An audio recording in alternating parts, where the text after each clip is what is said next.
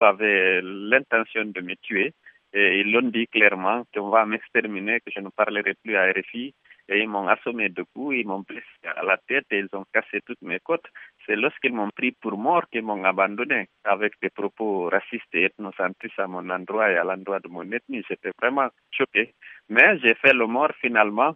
On a dit que c'était bon pour la morgue. Mais depuis ça encore, je reçois des menaces.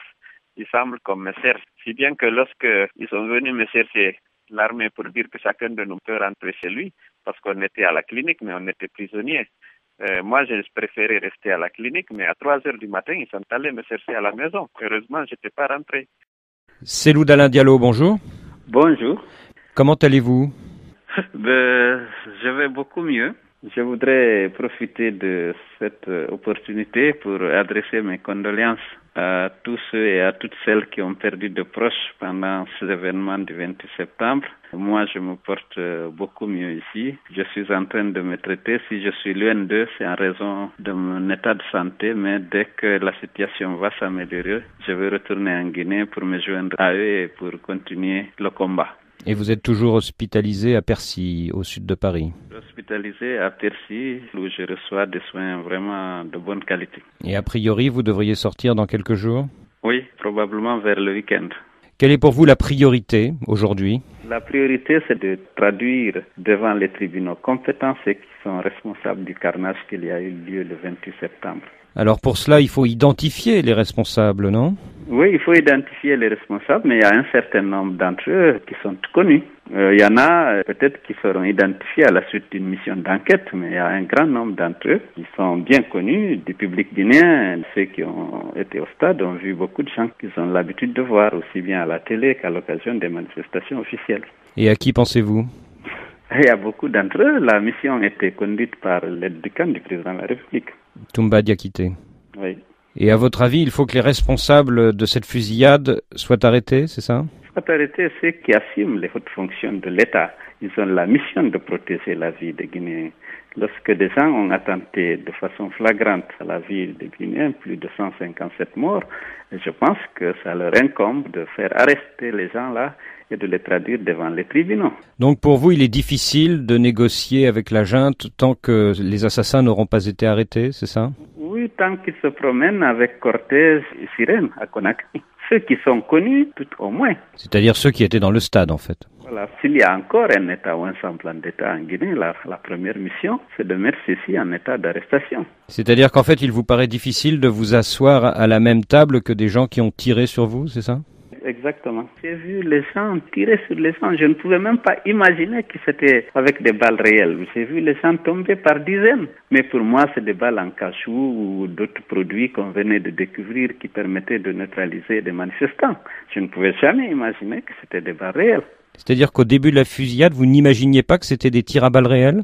Non, pas du tout. Vraiment. Sincèrement. Et à quel moment vous êtes-vous rendu compte que c'était beaucoup plus grave que vous ne pensiez? Lorsqu'on était en train de me molester, j'ai vu des cadavres avec le sang, non loin de moi. Compte tenu de la responsabilité directe ou indirecte qu'elle assume par rapport à ce carnage, je pense que la junte n'est plus à même de conduire une transition apaisée. Je pense que le plus urgent serait en ce moment d'identifier des hommes et des femmes pour mettre en place une transition digne de ce nom, capable d'organiser des élections libres et transparentes. Et je pense que la junte n'a plus aucune légitimité, elle est disqualifiée. Mais pensez-vous que Blaise Compaoré peut arriver à convaincre les militaires guinéens de s'effacer? Oui, il a une base.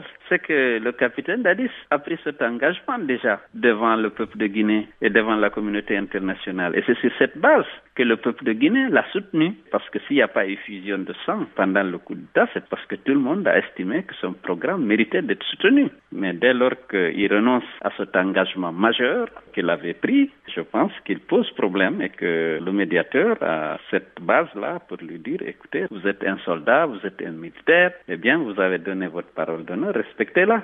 Et si la junte refuse de s'effacer? C'est en ce moment qu'on aura besoin de la communauté internationale qui va peut-être arbitrer pour assurer la transition. Et quand la France évoque une intervention militaire internationale, qu'en pensez-vous? Ah oui, pourquoi pas? Parce qu'on a parlé de forces d'interposition. Je crois que les forces vives ont inscrit ça dans le cahier de revendication qui a été remis au médiateur. une force d'interposition afin de préserver la paix et d'assurer la sécurité des citoyens et des leaders politiques. Une intervention de ce type pourrait être dirigée par la CEDEAO ou par l'ONU? La CEDEAO ou l'ONU, qu'importe, l'essentiel est qu'on ait une force qui puisse s'interposer et assurer mieux la sécurité de la population, y compris des leaders politiques. Afin que vous puissiez être protégé pendant la campagne électorale? Voilà, absolument. Mais beaucoup disent que vos divisions à l'intérieur de la classe politique guinéenne facilitent le maintien au pouvoir des militaires. Non, je ne crois pas. Si les militaires avaient maintenu leur engagement d'organiser des élections libres et transparentes, sans y prendre part, en jouant un rôle d'arbitre neutre et impartial, il y aurait certes des contradictions entre compétiteurs, mais il n'y aurait pas de problème de fond. Est-ce que la répression sanglante du 28 septembre ne rapproche pas de facto Sidi Touré, Alpha Condé, vous-même et tous les autres opposants guinéens?